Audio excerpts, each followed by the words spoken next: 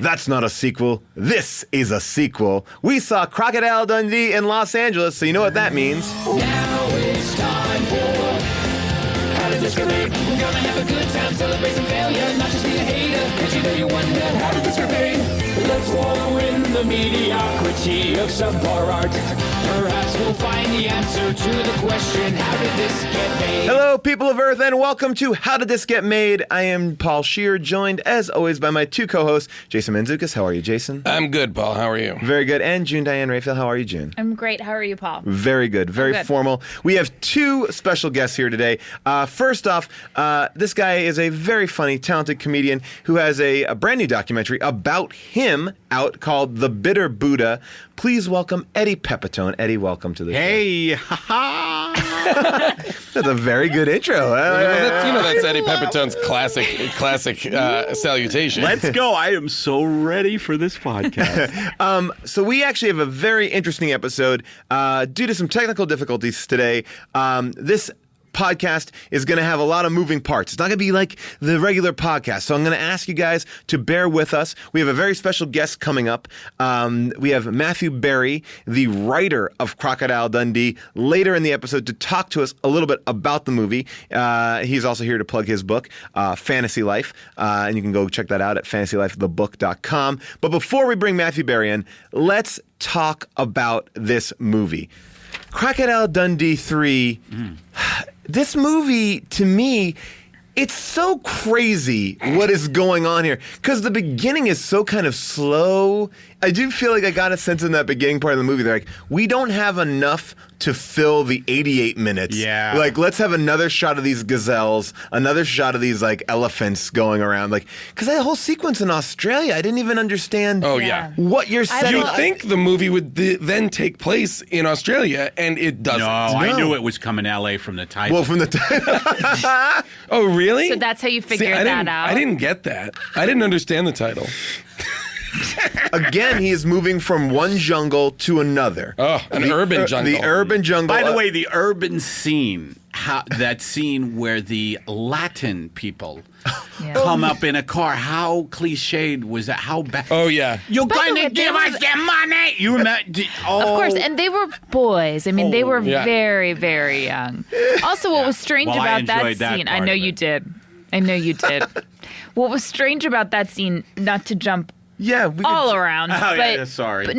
but they're in a convertible. This is when the Croc is in LA. Yes. Is with The Croc. the croc. The crock of shit. That would be better. Croc is in LA, and these kids come up to him and they try to mug him, and then he and his friend disarm them, and then Very quickly. to seal the deal, they're in a convertible, and he lifts up the soft top and then jumps on it. Yeah. Oh, yeah. And then- That was pretty funny. very odd to me. That was odd, but I knew the thinking. It's Was- like, what a nice picture this is. They're all beneath the convertible top, and Paul and with his friend Paul and Jocko, his too? friend Jocko. What is his friend? Jocko. Jocko. Not the Jocko from the Energizer commercials, but Not Jocko, Michael Jackson. not Jocko. Jocko, yes. There's a lot of Jackos, but this is his own Jocko Jocko. was in a famous Italian clown too, in Commedia dell'arte. Not the same Not one. that guy. Not that guy. Yeah, so either. they jump on that convertible Weird. roof. But there is a character It's very in this strange. movie named Arlecchino. It's another Commedia dell'arte character. Balloons. That would be funny if they combined. Arlecchino. And then they put a big garbage pail to Yes, kind they of put a dump- button. Yes. Just a nice little bow And I on was it at the thinking, end. and this is how bad the movie was. You know how bad a movie is when things like when the big garbage pail goes on top of these kids.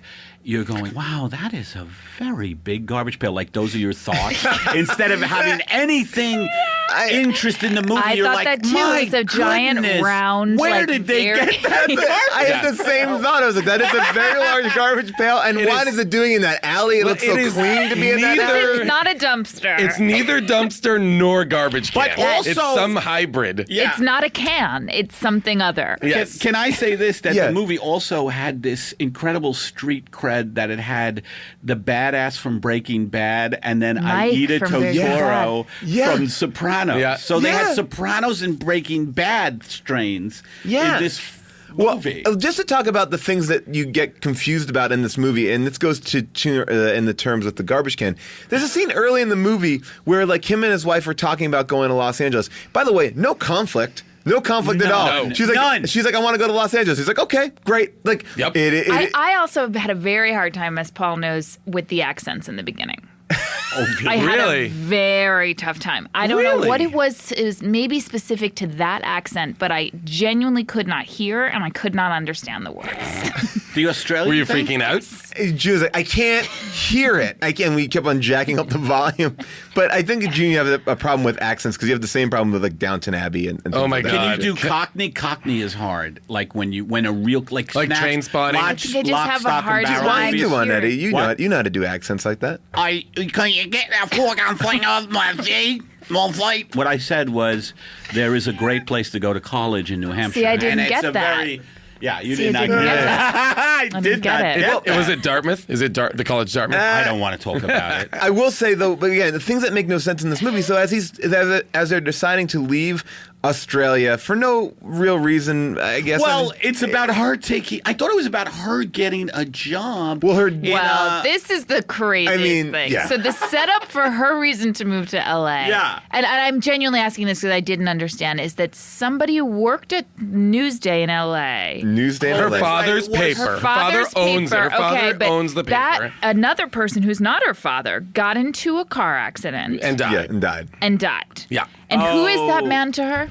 He is a non-person. Yes. He is just But the guy he's- that ran that newspaper. And so the dad then turned to here's her my and question. said, the guy need that to runs fill that in. paper is dead. Will you come and run it for And me? we never meet her father, though. Correct. No, Crikey, Why sweetheart. not make that person her dad? because we don't want to make it a sad movie. It wouldn't be sad. It would have been like more of a reason to. I agree. Right, Why not the- either make the person that dead or have the Or dad be see a the character? dad. Yes. The plot. Now, here's the thing. Now, I've been getting into old Hollywood lately, like reading stories about Laurel and Hardy, Chaplin, Keaton, all that stuff. And basically, their movies were vehicles for them to do gags. So this was kind of supposedly like that. Okay. Like, it's a vehicle to see. But then I was watching the movie. And what were the gags? Well, There this were- is- Well, there was the this is spider- this is spider in this the is- hat. Well, this is the one I want to talk about. Yes. This is exactly what I was leading to. The Spider spider in the hat. in the hat. Yeah, I would This say is- that's a gag. This is the whole thing. yeah. Because the spider in the hat, to me, I didn't understand what was going on. Like, basically, he's talking to her, and he sees a spider out of the corner of his Not eye. just a spider, a tarantula. Tarantula, yes. In Australia, like a giant venomous tarantula. And by the he's way, like, have we set up that she's scared of spiders? Well, that's no. No. Is he scared? We don't know what's But going she's on. a woman. Right. yeah. We- So women have a tough. presumably- Yeah. I'll talk about the my women wife in is this movie in a scared of second. spiders. But he doesn't like, so he sees it and it's acting like something, like this should have been a scene later on when you establish, like, I don't want to live in this house if there are spiders, Yeah. you know, and like, so he's covering this spider in such a way that, you know, puts it in his hat, and then he puts this, and then spiders in his hat, and then she makes him put on his hat, and then the spider's Like, on his head. His wife and child are both in the kitchen with a poisonous, deadly spider, and he neither reacts, says anything to them, gets them out of harm's way. He just keeps distracting them from the spider. And Right. wasn't there an energy that was coming off him that it almost, for a second, I thought, did he bring the spider with him? Is this His friend spider? spider? No, Yes. that wouldn't No, have I made swear to any God, because sense the at all. look on his face was like, oh no, like I've been caught. It's I agree. There was It almost something is very like when the strange guy about it. brings like his drunk buddy to the house and then is like, "Oh shit, my wife is here. Hide Yes, over here." yes. It was that, But that except was- to a it's like- spider. So maybe that's because he does talk to animals. Maybe the spider is his That's friend. what I'm And he's saying, like, get it, that- but then he had to But kill his here's friend. what I wanted to say, because like the Keaton Chaplin, they had amazing gags for their characters. Yeah. The gags here were so weak.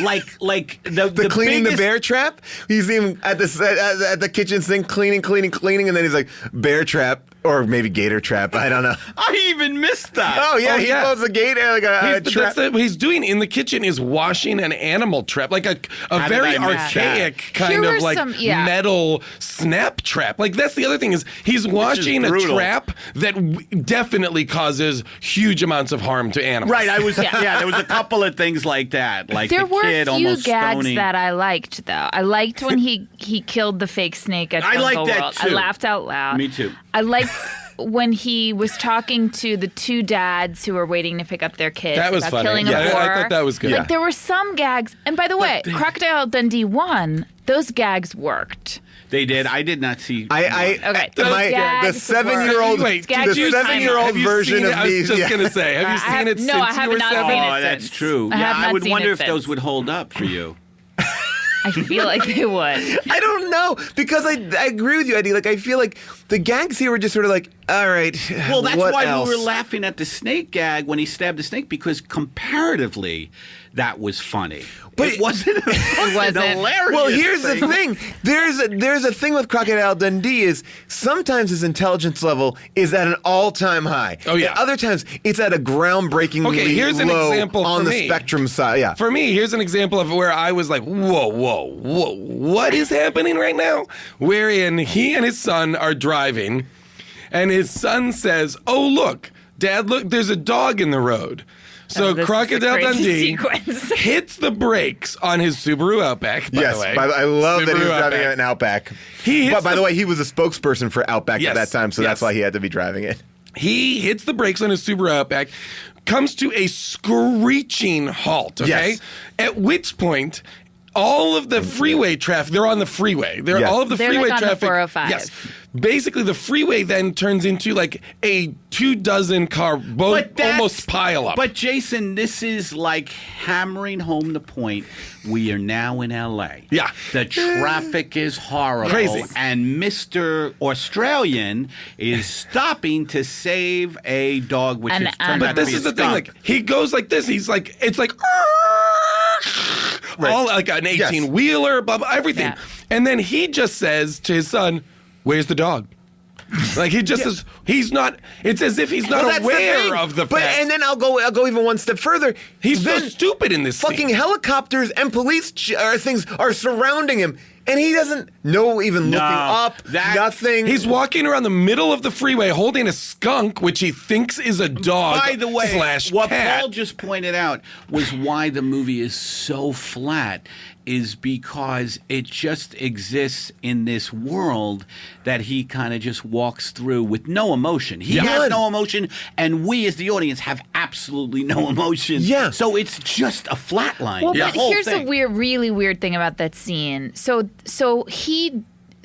he doesn't know what a skunk is. And that is what we're meant so to he's believe. never seen. Oh, they he's don't never have them actually in seen Australia? a skunk. He I guess says not. he does make a point to say we don't have those back home, but he's an animal expert.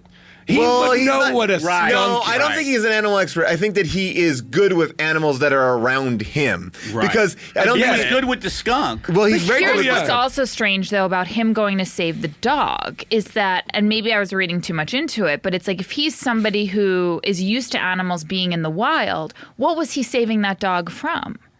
The car. Well, the knows? cars. The cars. I guess, okay. I guess it was Okay, just but on then- the highway. Okay, fine. So he was going to save the dog. Here's the other crazy thing about this I have scene. a question about this. The police, Yes, the this is my- LAPD think that it's a bomb. Well, because someone says when they pull out, it's like But was someone this- casually just says, "I think he has a bomb," and then that was a game of Well, telephone. No, Right, he it gets said spread. it's a dog.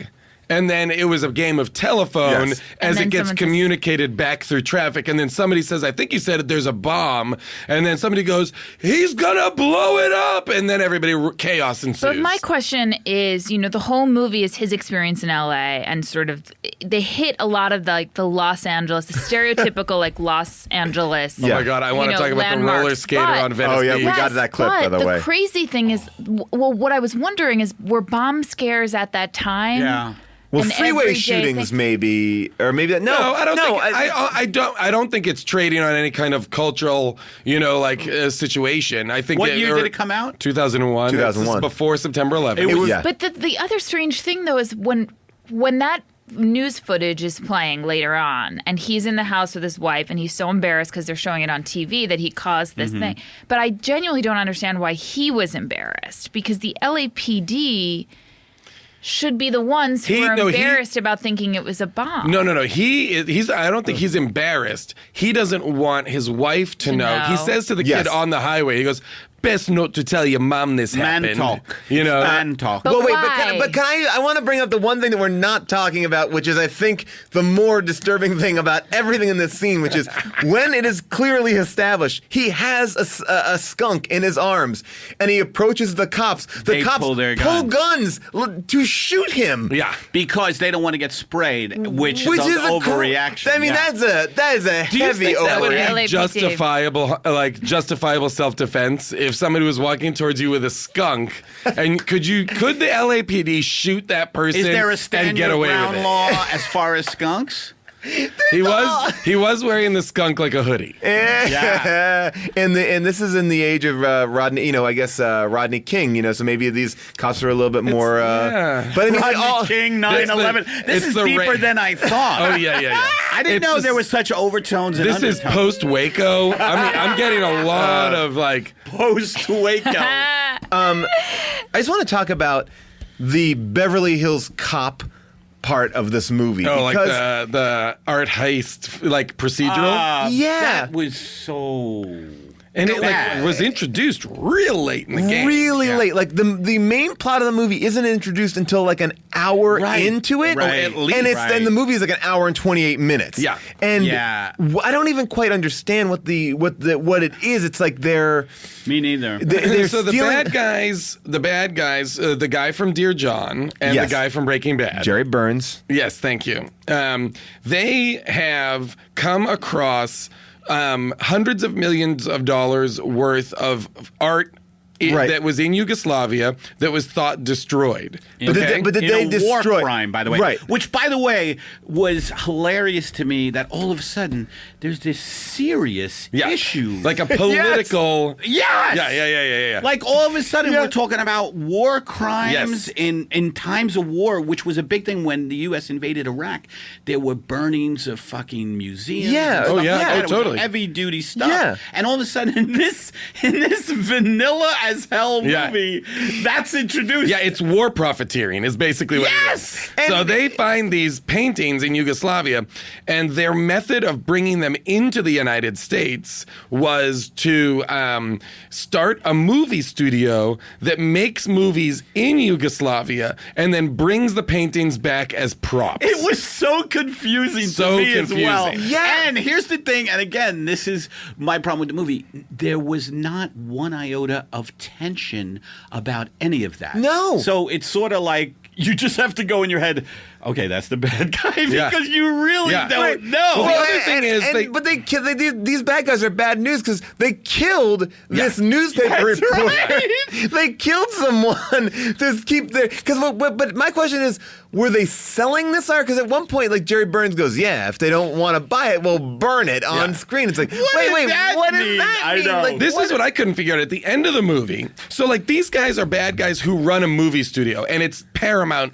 It's the Paramount lot. Yes. They shoot is their lot. So they Yes. shoot on the Paramount lot I think they wouldn't need a lot as of money. if it's this thing, right? So Yeah. So at the end of the movie, they're like, these paintings are said to be worth at least $300 million. Okay. If you have enough money to have the Paramount lot and you're making huge budget action movies, you need way more than $300 million. $300 million is insignificant money to people who are running a studio that big. It is a giant studio, and they were like a micro budget thing. But I didn't. I didn't get it. I didn't understand. Like, also, why did they have to keep on making sequels to unsuccessful movies? Like, I they think need to keep going back to Yugoslavia. Couldn't they just make another movie in Yugoslavia? I don't know. But by I wish the way, I knew. how he, Tornado Chasers too? Sorry. Yeah, I know. Oh, by the way, when he does his like Pee Wee Herman running through the sets, the sets are so cheapo. Yeah. I mean, they are terrible. really bad. They're really like they're cartoon bad. But another horrible thing is when he finally does get the bad guys. He beats the bad guys at the end with animals. Oh yeah. And I of noticed course. that a couple of the animals look sickly. I don't know if you did, but I'm a big animal lover. Yeah. And the hate lion. I hate him. A lot of people don't care about them. You know a what? lot. Fuck those animals. I wanted to see him A lot of shoot people those eat animals. them. A lot of people eat them. Anyway, Are you a vegetarian, Eddie I'm a Pepitone? vegan. You Oh, are. wow. Yeah. I am fascinated. That is to hear fascinating for me. how long? For about a year now. Oh, okay. So but it's a big yeah, deal yeah, it's for me, huge. and like a consciousness that has totally gotten into my life. And one of the lions that they use, the second one that came Yes! out looked very sickly. I was Yeah. like, this is not a badass Yeah, lion. This I looks agree. like a lion in captivity that's not doing well. Yeah. Well, the And lion so keeps- it was just another. Well, I think The the lion reason doesn't roar or anything. She just keeps moving, moving Yeah, they her look head, pained. moving her head As a very vegan, oddly. As a vegan, I was looking Like at these probably trying to animals. shake off whatever anesthetic they've given her. Yes. Like just like shaking her head like, ooh, why am I so groggy? Yes. But the I'm a gra- lion. Yeah. I mean, and also just the fact that the whole movie is based on the concept that when they're not shooting the scenes with the lions, that they stay on set in cages in the like in the stages. Oh, yeah, like yeah. they're just in cages right. on That's the what we're stages. to presume. Like, all right, we're going to lock up the studio for the night, put the lions in the cage that they live in this studio where there's nobody looking after them. And there's also that thing where Paul Hogan becomes the animal trainer on the set, and he's given that job so freely, so like it Oh was my like, God! How about when he's an extra? Yeah. in that movie With and- Paul with Paul Rodriguez. yeah, Paul Rodriguez. And they're walking Paul down their Rodriguez. background. They're just walking down the street, and the main guy is running towards them. Yes. And Paul Hogan clotheslines him. Well, and then Paul Rodriguez goes, "Oh, He was just tripped. helping him up. He tripped. We were just trying to catch him." And the guy who he clotheslined high fives Paul Hogan. Is like, "Thanks, Right, man." that made no sense. That made no right. sense. Paul Hogan very clearly on Right. film Yes. clotheslines this guy. And by the way, that's another example of Paul Hogan being really dumb. He gets that he's in a movie. He gets that he's an extra in a movie. But yet he hurts this guy. Yeah. So that's a lot. Amazing.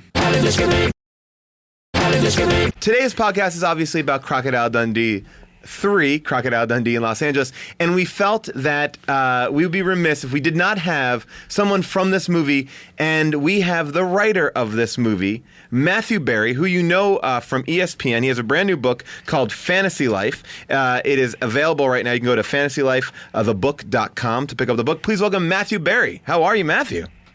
I'm good. I cannot tell you how excited I am to be talking about this movie. I am blown away because let's just first get this out. Crocodile Dundee came out in 1986.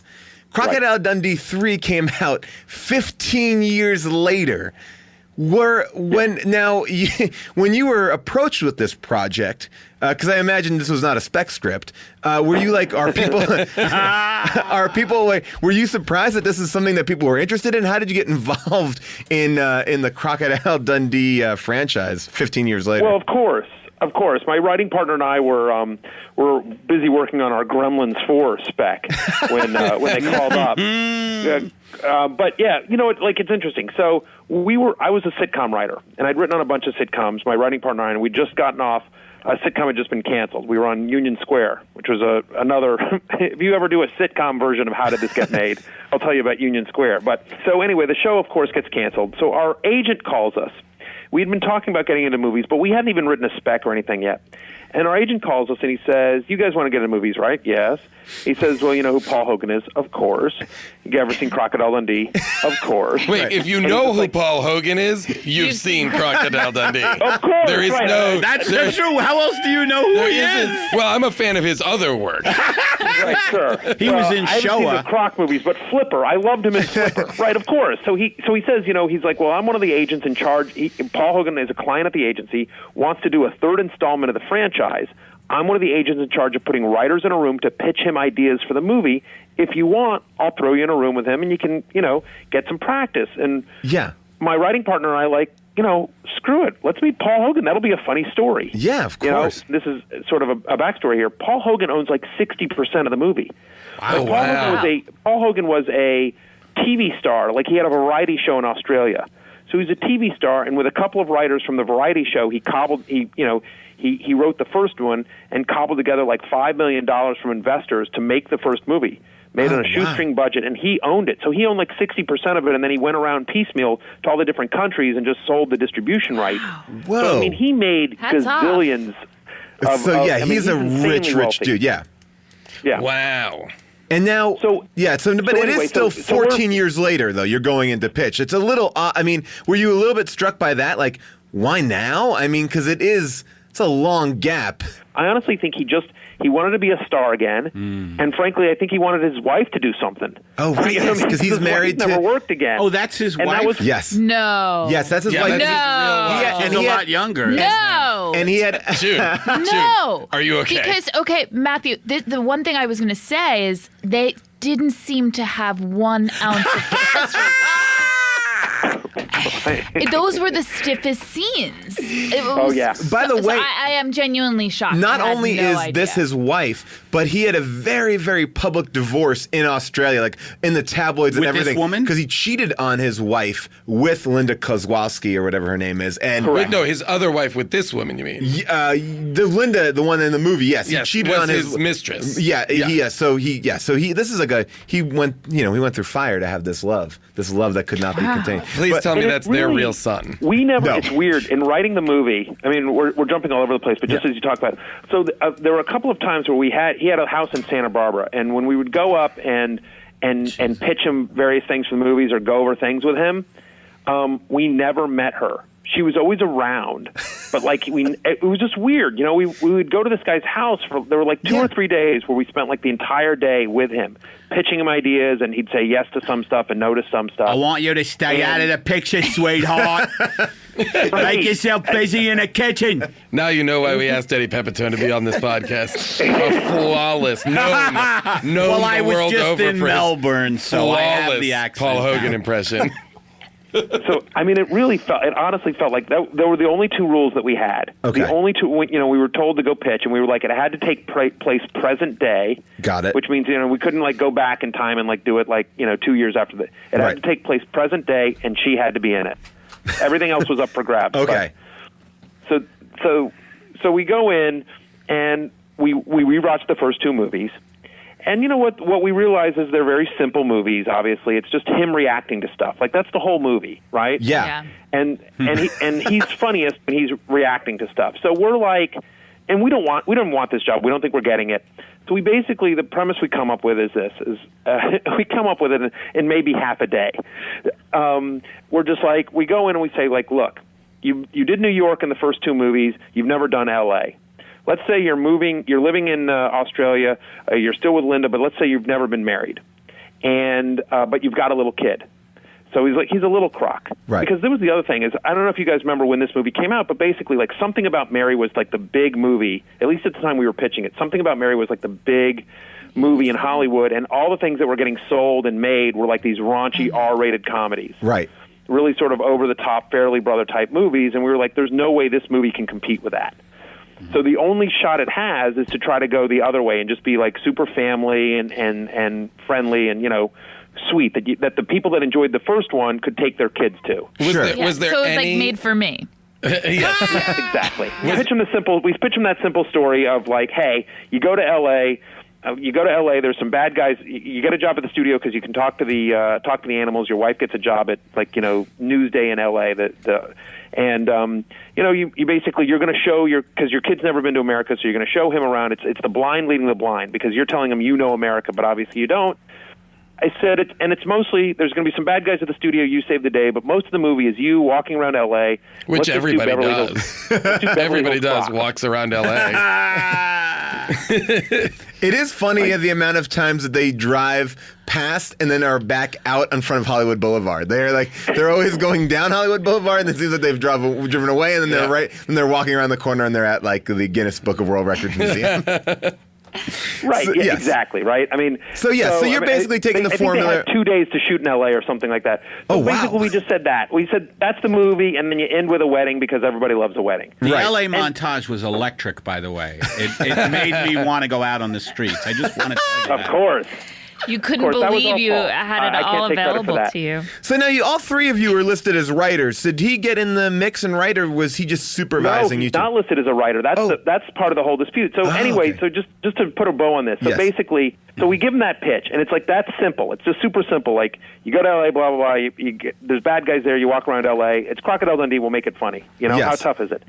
And he's like, you guys are the only ones who get me. Oh we're my like, God! Awesome. So it's like the producers. Are You're you like kidding pitching me? something. Yeah. Like, we have no thoughts that we're ever getting this job. We are literally my going in God. because we think it'll be a funny story to tell. Hey, we met Right. we met Paul Hogan, and it was practice to pitch to a movie star or something like that. And apparently, everyone else, every other writer he met with, pitched him like Crocodile Dundee saves the universe from a nuclear explosion, Croc 3 in space, like all these like crazy, terrible ideas. And we were the only Wait, ones so that you're said, saying like, Croc we'll 3 put in you in space is situations and you terrible? react to them. I do want to see Croc 3 in space, by the way. By the way, that would be great. Croc I will 4. pay you $500 to write that. That would be the sequel to Sharknado. That would be amazing. All right, so then now you're trapped. You're in. Yeah, well, I mean, they basically, so he wants to, it becomes one of these things where he wants to co-write it with us, and so because Paul's writing quote is so insanely high, people don't realize that Academy Paul Hogan Award got an Academy Award nomination Yes. for writing for the first What? movie. Paul Hogan got an He got Academy an Award. Academy for writing the Crocodile first Dundee won? Yep. Yep. It did not win, but he was nominated. Him and the two other guys that wrote the first movie, and I don't know who contributed what to that, but the three. June loved Paul it. Hogan Well, I is mean, an I did Academy like Award it, but- nominee Yes. for the screenplay of You Croc are 3, blowing Crocodile my Dundee, the original. mind. And a Golden Globe winner for Best Actor. That's you go. mind-boggling. Yeah. And a Razzie nominee for Crocodile Dundee in Los Angeles, along with me. Thank you very much. Nice. We got screwed. I thought we should have won. Who did you lose to in that year's Razzies? We lost to just a random story. I wanted to. I made my. I was. We were. My writing partner and I were represented at Endeavor at the time. Right. And we literally asked our agent. You know how like in the trades back then you'd see all these big ads. CAA congratulates its client, or William Yeah. Morris congratulates its client, so and so on his Academy Award nomination. And we were like, hey Endeavor, we want you to take on an ad like. Endeavor congratulates, Matthew Berry and Eric Abrams on their Razzie nomination. Because I thought that would have been hilarious. That's amazing. They would They not wouldn't do it. They would not do Cowards. it. We lost to Planet of the Apes for worst remake or sequel. Yes. Oh. Mark Wahlberg, Planet of the Apes.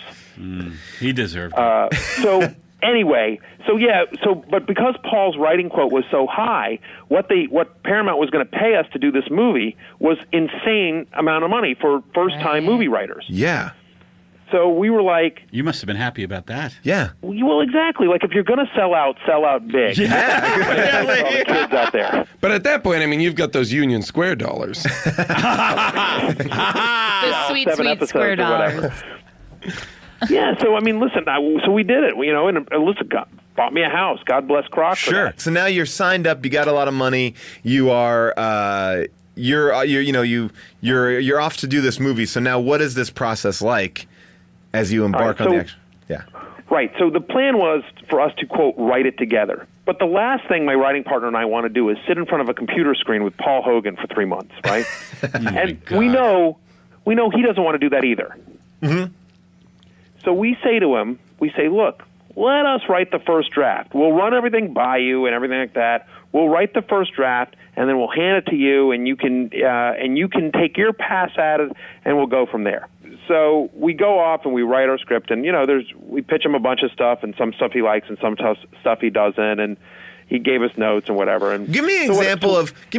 Do you remember like something that he liked, something he didn't like? Is there? Do you remember anything that you're like, oh, I wish we would have gotten that in, like that? Do you remember anything like that? I mean, yes. I mean, here's one thing that we pitched that he didn't like that I thought would be funny, that I thought was a very kind of Crocodile Dundee type thing. Right. I mean, remember, it's all sort of gentle humor, right? Sure. It's all sort of observational, gentle humor that he's reacting. He's a guy from the Outback, but like how like when you're in L.A., everyone valets. Right. Right. You go no matter where you valet, you can't just find any parking.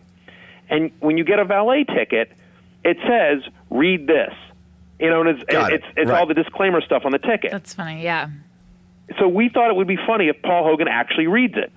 But Yeah. there's a long line of cars and everything like that, and he gets there. Of course, everyone just takes the ticket and walks off, and they go. But it literally gonna says sit there read and- this. It yeah. limits your liability, and so he won't give the keys until he's read the whole thing, and he's considering it. and people are honking and everyone's going nuts, and he's just, hold on, I'm thinking about this, you know, and so it was just, it was the whole thing Right. that he just doesn't understand. Funny little, funny piece. No, I think he was right to deny that. There is still a valet joke in this. There is still There is a the valet joke where in he this. attacks the valet, yeah. Right, and that's what it turned into. Sometimes we were talking about this. Sometimes Croc is violent. Sometimes he's very much a pacifist, and sometimes he's very much aware of things, and sometimes he's very much unaware of things. Like, did he have rules for the Croc character? Like, because he goes to punch that valet real quick, but then you see that he seems like he's a pacifist most of the time. There were no rules. I think it was just whatever worked for Paul. All right. He would say sometimes like, I wouldn't do that. Got it. But he never seemed to really say like, oh, Crocodile Dundee does A, but he doesn't do B. He never sat down. Right. It was all sort of in his mind. He didn't have the Crocodile Dundee Bible that he passed off. No, we didn't get that. We didn't get the secret handshake. He wasn't that detailed. So you write the first draft, and then what happens here? So we write the first draft based on, you know, his notes, everything like that, and so basically he then rewrites pretty much the entire script. He throws a couple of new things in there, but generally, and this is the example I give. So let's say we're doing a scene like, we wrote a scene like sort of like interior podcast studio. Right. Matthew's talking to Paul Scheer. Matthew Berry is talking to Paul Scheer about his movie. Okay? Yes. You know, Paul, Matthew, welcome to the show. And he would rewrite that This to say, movie like, is interior amazing. TV studio. You know, Nick Kroll is interviewing Eric Abrams. Oh wow! So he was just going through and just changing names so he can get so he was trying to steal Correct. writer's credit from you, essentially. Correct. I mean, so there's not one word that's the same. So like, you know, But interior the TV intention studio, is two all the different same. guys, and they're talking about his book, and so it's like a college kid, you know, changing his term paper, Right. you know, from Wikipedia or something. Oh man, that's really that's like really. So he low could blow. justify his writing it, huh? Right, exactly, and just everything was just sort of like a worse version of what we had. You know what I mean? It's just like every punchline was just like not nearly as sharp. It wasn't as funny. It's just more obvious. There you go. I think it's all fixed. You know, I think there was like something like I think, you know, we at least try. I mean, I don't know. Like, we're starting with a 16-year-old sequel, right? And it's Croc 3. But like, we at least tried to make it at least semi-smart sort of things. Like, Sure. I think the gay bar scene. I think the gay bar scene that we had was he goes into the gay bar, has a drink, and has a great time. Got it. Doesn't I understand think why there's that no would have women been there, funny. Yeah. but has no I idea think that would have been that they're funny. gay. Yeah. Like, we didn't want to make fun of, like, we thought it would be funnier if he's just like, I met the greatest group of guys. I like, think he just that had would have no been funny, concept yeah. of what was Yeah. going on in the scene. We thought that was Yes, that was true I to think the you're right. I character. think Croc works best when he's sort of great joyfully innocent. Yeah, where he's like truly And- a fish out of water. Yes. Right, and has sort of this in the first movie, he has like a super positive outlook, you know, Yes. on everything, and it's literally like, and you know, jokes aside, the most, you know, obviously the most famous scene, it's not even a threatening, like, you know, it's like, that's not a knife, this is a knife, Right. and it's not an angry thing, it's a bragging thing, Right, it's just yeah. like he's just pushing it aside. By Yeah. the way, Matthew, you know, in our very cynical world, I think we need Croc 4. Can I tell you something hilarious? Yeah. Our agent, we actually had a great agent on this particular deal. Our agent, we actually have a contract when we agreed to do it. If there is a Croc 4, he has to offer it to us first. Amazing.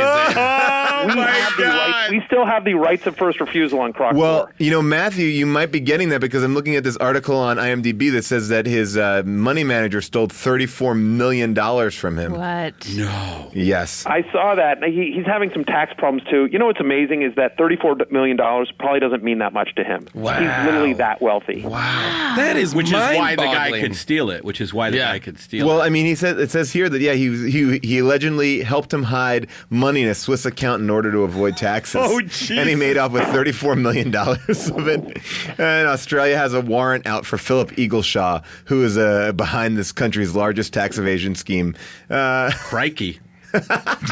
There's the plot. There is you a go. plot. He's got a there plot. you go. Croc in Switzerland. Rocket Switzerland. That's amazing. Can I ask you, Matt? Can I ask you about the spider in the hat scene? Yes, we were curious about the spider in the hat scene. Because It's been a long time. I should have watched it again in anticipation of this podcast. How dare I've been you. on this book tour and I haven't. Well, he sees a spider in the room. Like a tarantula. A tarantula. In his Right. kitchen. And he seems very scared by it, and he doesn't want to show his wife that it's there, and he kind of scoops it up in his hat. But we don't know why.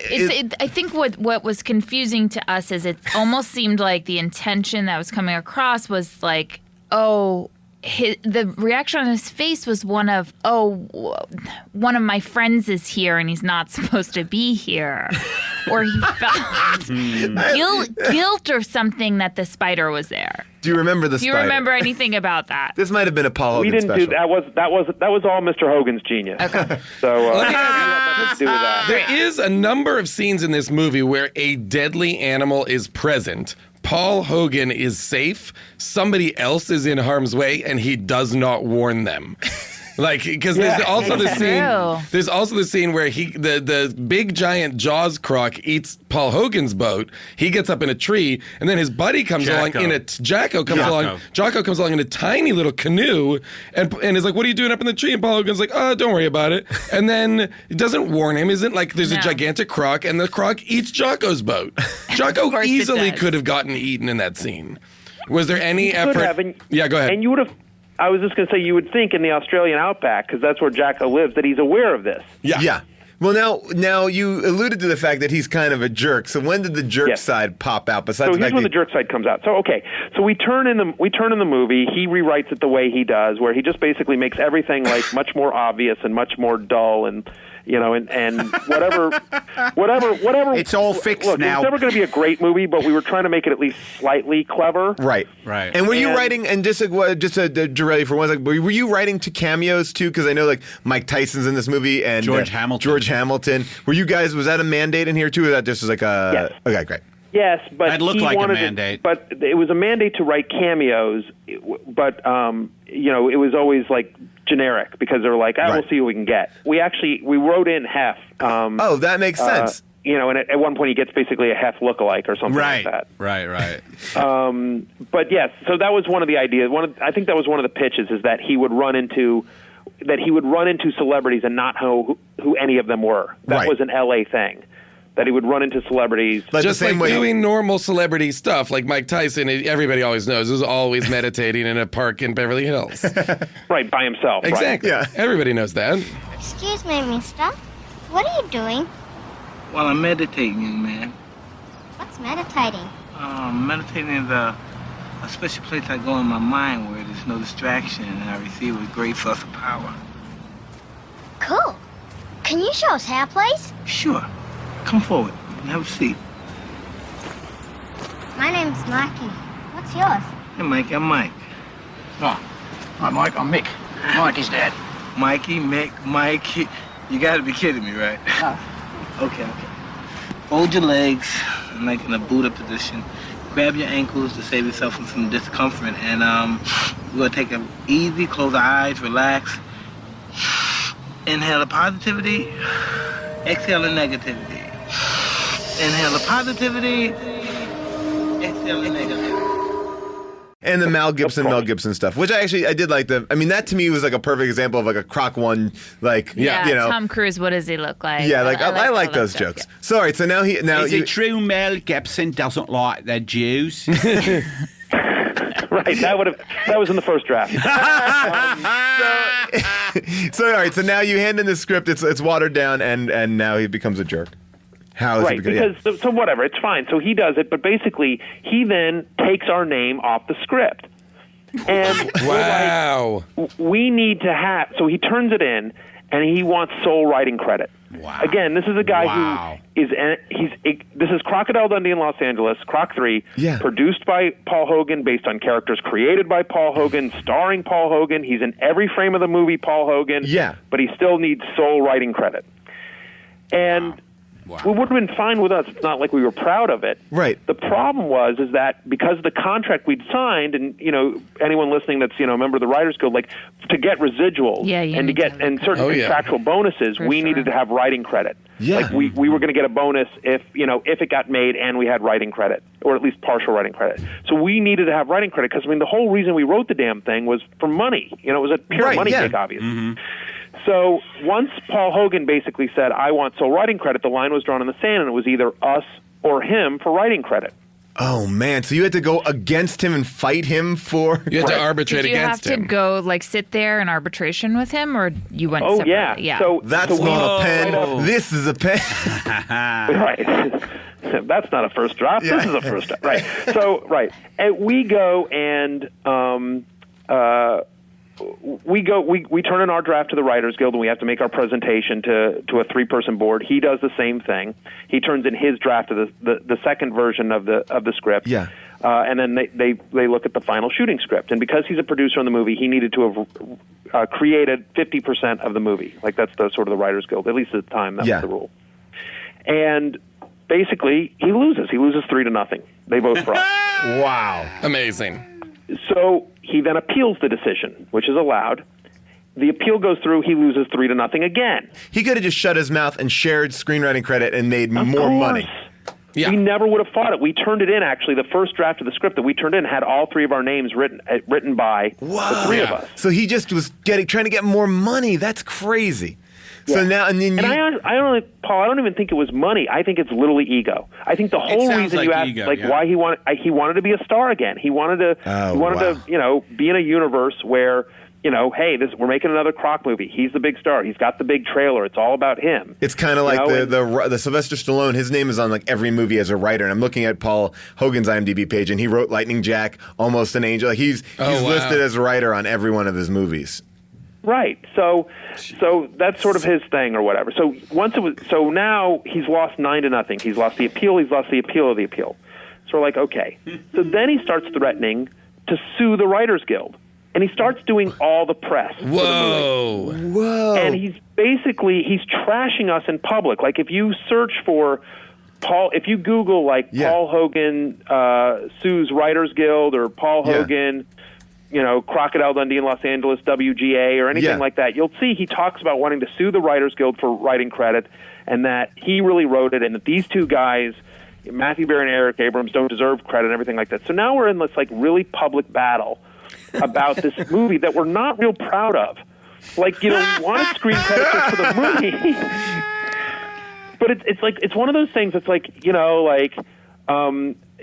maybe you date somebody that you're not real proud of. Yeah. You're at a place and you're like, look, I need some companionship, but really don't want to publicize this too much. Sort of thing. I've been there. Yeah. We've all been in relationships like that, right? Sure. Where we're dating a horrible person that we want our friends to not know about, and we want to keep them secret. Yeah. So we tell everybody we don't know them.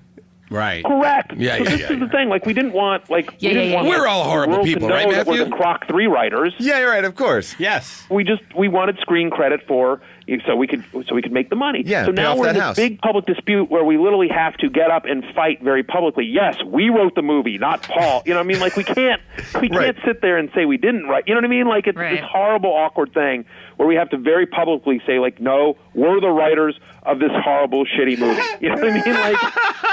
And we're fighting to be the writers. Right, exactly. We are fighting to get credit for this terrible movie. Right.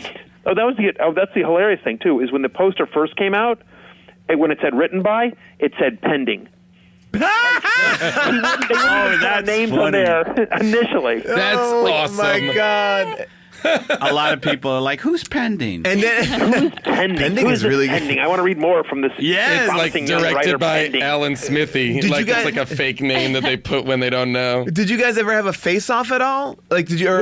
We sort of. I mean, we went to the premiere, and they were contractually obligated to give us 4 tickets, 2 each for the premiere, and they're the last 2 seats. The rest of the cast and the director and everything, they're all front and center. We were literally in the last row in the back corner. You go to the premiere, they wouldn't let us walk the red carpet. And then it's just a horrible, horrible experience because we're just treated like pariahs. And the guy that was whoever was the lowest person at Paramount got stuck with handling us.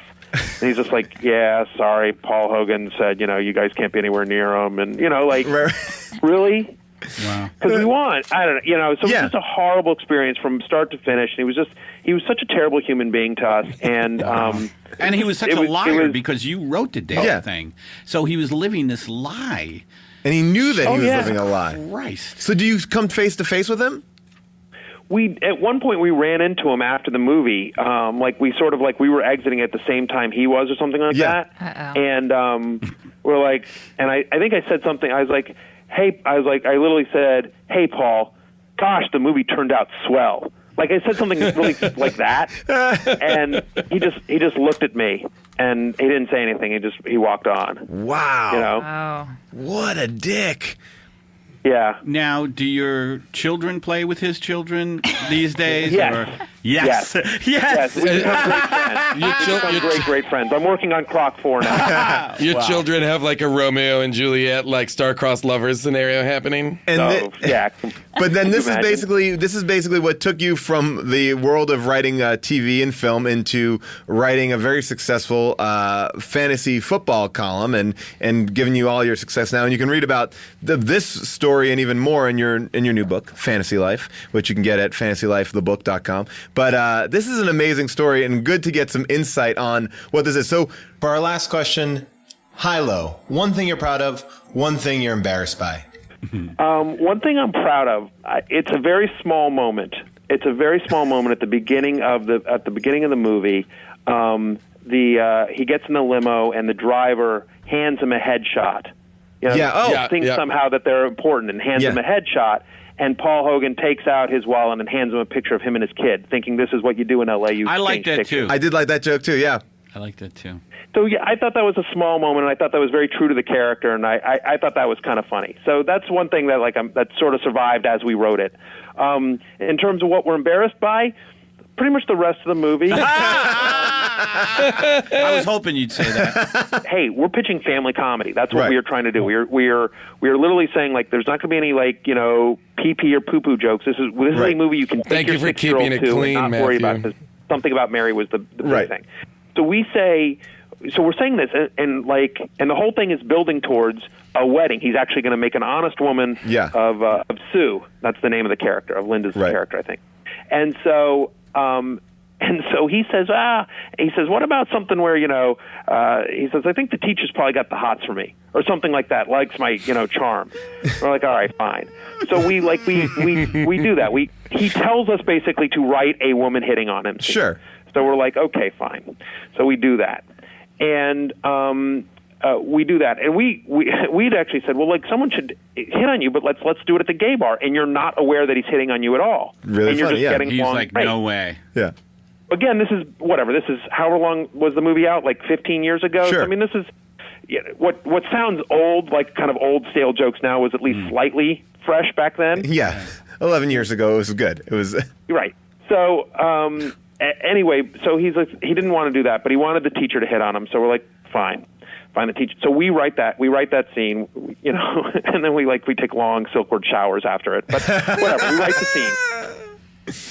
And then the movie comes out and we see it, and not only has the teacher hitting on him, but do you remember the rollerblader? Yes, that's what we were just talking about. It's right, and we're just like, good God, so how many women are hitting on this 50-year-old dude? She is LA? not only hitting on him, but she stops short, rollerblading on Venice Beach Boulevard there to throw herself at him, and then have a mini she has a mini monologue to herself where she's like, I mean, what am I doing? Just talking to a cowboy on the side of the street? Yeah. I'm sure he's gay. Yeah. I'm sure Not my experience out here. It's cold, distant eyes. Yeah. Oh, this is too good. I finally bump into a cute cowboy. He's a little more Robert Redford's vintage than Brad Pitt's, but that's okay, because he's got a mansion in Beverly Hills, and plus he's got custody of his kid. That means he'd be a good dad to my Cindy, and this is... Oh, there's a catch, right? Nothing this good ever happens to me. I mean, you're not available. You're gay, right? Most of the time, pretty happy, yeah. Of course! Cute cowboy, Venice Beach, had to be gay. What was I thinking? Boy, she was a chatterbox. Yeah, mate. An American woman. She's got a nice ass. Yeah. If you want to ask me what's the most embarrassing scene, like for me, it's that. That is a big one. Yeah. Well, because it's so out of place in the movie. It makes no sense. No one talks like that. It's not real at all. It's not based in any sort of thing. It's entirely about his ego. It's so that scene is amazing. entirely about his ego, which is sort of emblematic of the whole movie. Well, Matthew, this is awesome to hear from your firsthand account about this movie. Thank you so much for joining us. You were great. Thank you. Yeah, you could check out his book, Fantasy Life. You can get it at fantasylifethebook.com. Matthew Berry, thanks so much for joining us. Paul, fun as always. Thanks, guys. Bye. Bye. Big thanks to Matthew Berry for actually telling us how Crocodile Dundee in Los Angeles got made. Unfortunately, Eddie Pepitone and June had to leave. So, Jason, it's you and I right now. Here we go. So, obviously, we had an opinion about this movie, but there are some people who had a different opinion. So, it's now time for Second Opinions. These are 5-star reviews culled from Amazon. I feel like Second Opinions needs its own theme show music. We used to have horns. Second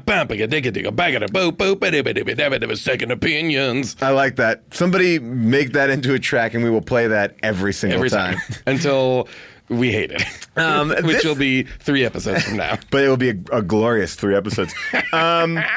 All right, this was actually a great treasure trove of Amazon reviews here. This is from GoBirds2, who, if you look in the 5-star reviews at Amazon, posted the same review at least 5 times.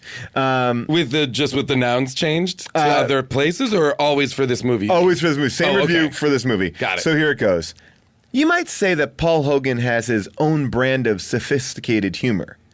Sophisticated may sound like an odd word to describe his Outback brand of slapstick, but it really is. Crocodile Dundee is a slick character that you don't know that you're really being put on or not.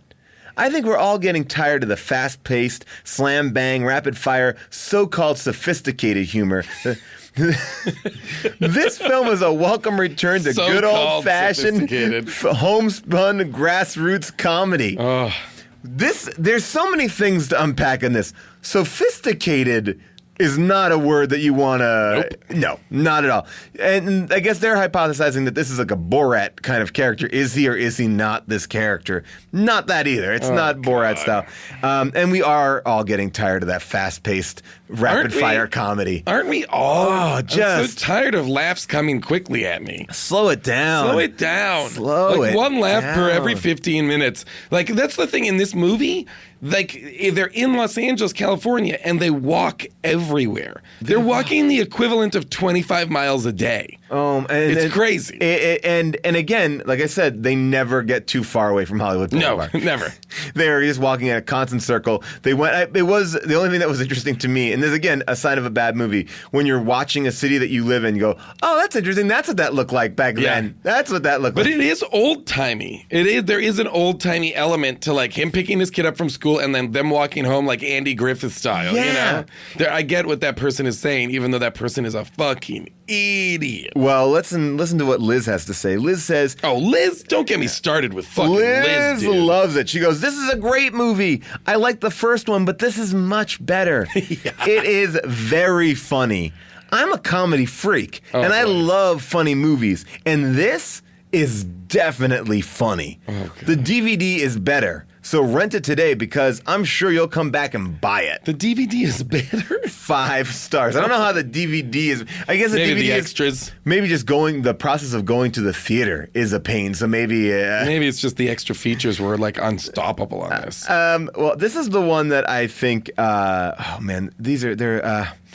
Oh, man. Okay, I don't know which one. This one is a genuine note here. The writing on Dundee, L.A. was excellent, with some very funny material. One minor flaw, in light of its family movie class, would be to change the unwed status of the couple to some sort of Outback type of hookup, maybe with flashbacks to some kind of ceremony before the child was born, and use that as the film's beginning marriage status. And then they could have ended it with a traditional Western marriage. That way they wouldn't look like the standard Hollywood shack-up type of situation, so common in liberal Hollywood scripts. Yeah. Wait a second. 5 stars, obviously 5 stars. Obviously 5 stars. But so like even with that, this person's like love for the movie was undeterred. yes, I mean, because the liberal nature of this film. I mean, that's the thing I don't get. Like the couple getting married at the end. That's a liberal agenda. That seems like No, the liberal agenda is that it's okay to have a child out of wedlock. Okay, got it. The agenda is, that being married to have a family isn't important until the end of the movie. Like what this fucking asshole is saying is like give them a pretend wedding like the pretend people in the Outback, which is, by the way, a real wedding, you fucking Right, asshole. you dummy. And then give them a real wedding at the end. Like what is wrong with people? Come on. 5 stars. 5 stars. And here is my favorite one here, the final one. One thing that makes this such a great comedy is it doesn't have the feel of trying to be funny. It's not burdened by that need to be funny. There are some movies where the humor doesn't seem that funny to me, which is kind of embarrassing. Oh boy. What? But in this, every single joke got a laugh out of me. There's even an inside joke where she goes, which I understand, and I don't even live in L.A., where the news broadcaster says 1/4 of an inch of rain was a downpour, because the rainfall is so infrequent. Plus, the comedy is never sleazy or degrading. Such an inside joke. I know, it's such an inside. And he goes, I've seen quite a lot of movies, and I would put this among my top 5 comedies. Wow. Next to... Are you ready for these? Here we go. All right, this is the best part of the whole review. Top 5 comedies for who? Who is this person? Her name is a customer. Okay. The Disney movie Blackbeard's Ghost. Yep. Jean Arthur's The Devil and Mrs. Jones. Of course. Danny Kaye's The Court Jester. Oh boy. And Dick Van Dyke's Never a Dull Moment. Okay, this person is easily in his or her mid-70s.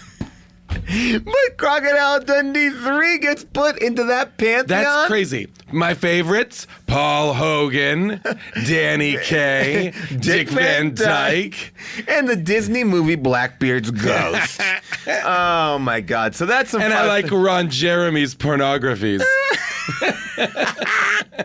Those are the 5-star reviews from Amazon. We'll close it up. As you may or may not realize, our guests, everyone had to leave one by one, so it's just Jason and I in here. But I do want to tell you that Eddie Pepitone is a hilarious, funny stand-up, and this documentary that he did about himself is awesome. You go to thebitterbuddha.com. You can get the documentary. It's on iTunes. For anyone interested in the world of alternative comedy, it is a must. I say this not only as a fan of Eddie, but this is a true statement. This documentary is very good. You can follow him on Twitter at Eddie Pepitone and go to eddiepepitone.com. For me, you can check out the Arshiro Paul Show. We have 7 new episodes up. You can check those out. Just type in Arshiro Paul. And it's spelled just like it sounds. Arshiro Paul. Just like it sounds. Arshiro Paul. And you can also watch NTSF SD SUV every Thursday night. And one final plug is that June is in that as well. And Hell Baby is on VOD right now, which is on iTunes. I hope you guys like that. Jason, you want to plug anything? I wrote on Children's Hospital this season, so watch that. Very funny. Children's Very Hospital. funny show. And then, I don't know. Yeah. You can always follow me at Twitter at, just kidding. I'm not on Twitter. You were on Twitter, though, for a brief... for 30 minutes last week, I was on Twitter. So people can look up Zooks230. That's what it was, yeah. And they can follow your tweets. They will never come back. But that account was immediately deleted. Oh, was it? Okay. Oh, yeah. Okay. I don't know if you can you find old tweets? Is that a thing? You probably can find it somewhere. Yeah. It's very boring, what I was doing. But I was on Twitter for 30 minutes for John Daly's 2:30 show, whatever that's called. How did you like it? You know what? It was for half an hour, and a large portion of that was me trying to figure it out. Like a lot of it was me asking questions like, now, how do I do this? But it was like within 20 minutes, I had over 400 followers. Wow. Which was hilarious. That is pretty impressive, and you just got rid of them instantly. Yeah. Then I rejected them. So you can try to find that. You can actually watch Jason doing that live. The 2:30 PST podcast is actually a video podcast. It's on the Video Podcast Network. So you can see Jason on Twitter. For all of you asking, you can see him on Twitter, even though it doesn't exist anymore. And again, Fantasy Life by Matthew Barry. You can go get that. And a big thanks to everyone that helps run this show. Our engineer, Brett, thank you so much for doing this. And this is a complicated one today. Our researcher, Nathan Kiley, and of course, our new clip puller, Avril Halley. Thank you guys for listening.